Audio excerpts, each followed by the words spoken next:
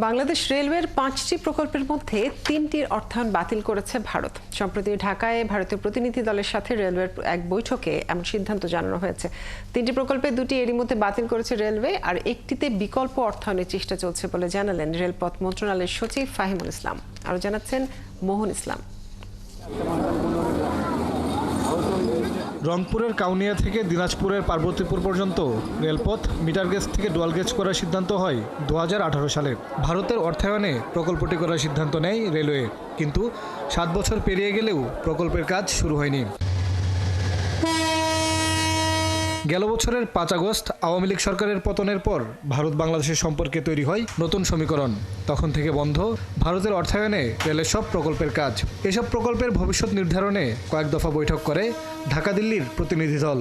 সবশেষ বৈঠকে কাউনিয়া পার্বতীপুর প্রকল্পে অর্থায়ন না করার সিদ্ধান্ত জানায় ভারত, ফলে প্রকল্পটি বাতিল করেছে রেলওয়ে।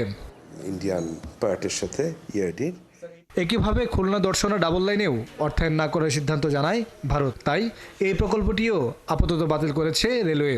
তবে বগুড়া সিরাজগঞ্জ ডুয়েল গেজ নির্মাণে ভারত টাকা না দিলেও বিকল্প অর্থায়ন খোঁজা হচ্ছে বলে জানান রেলপথ সচিব। সিদ্ধান্ত হয়েছে এই ৩টি প্রকল্প আসলে ইন্ডিয়া আর সহায়তা করবে না। সেক্ষেত্রে আমাদের ক্ষেত্রে প্রায়োরিটি প্রজেক্ট হিসেবে বগুড়া সিরাজগঞ্জ, এটা আমাদের কাছে খুবই টপ মোস্ট প্রায়োরিটি। আমরা এইটির জন্য অল্টারনেটিভ ফান্ডিংয়ের জন্য আমরা যাব। এটা আমরা খুব তাড়াতাড়ি আমরা এটা ফান্ডিং খুঁজবার জন্য চেষ্টা করছি। চলমান আরও 2টি প্রকল্পে অর্থায়ন করবে ভারত। এর মধ্যে Dhaka Tongi Joydebpur dual gauge line নির্মাণের কাজ শেষ হবে ২০২৭ সালে, আর কুলাউড়া শাহবাজপুর সেকশন পুনর্বাসনের কাজটি ২০১১ সালে শুরু হলেও 14 বছরেও শেষ হয়নি। এই প্রকল্পেও অর্থায়ন চলমান রাখার কথা জানিয়েছে ভারত। কুলাউড়া শাহবাজপুরও যেটি চলছে, এটা 53% কাজ হয়েছে কুলাউড়া শাহবাজপুর। আর টঙ্গী থার্ড লাইন কাছাকাছি ওরকম 45 থেকে 50 মতো % কাজ হয়েছে। এগুলো হবে, এগুলো চলবে।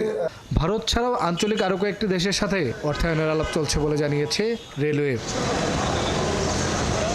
মোহন ইসলাম, ৭১, ঢাকা।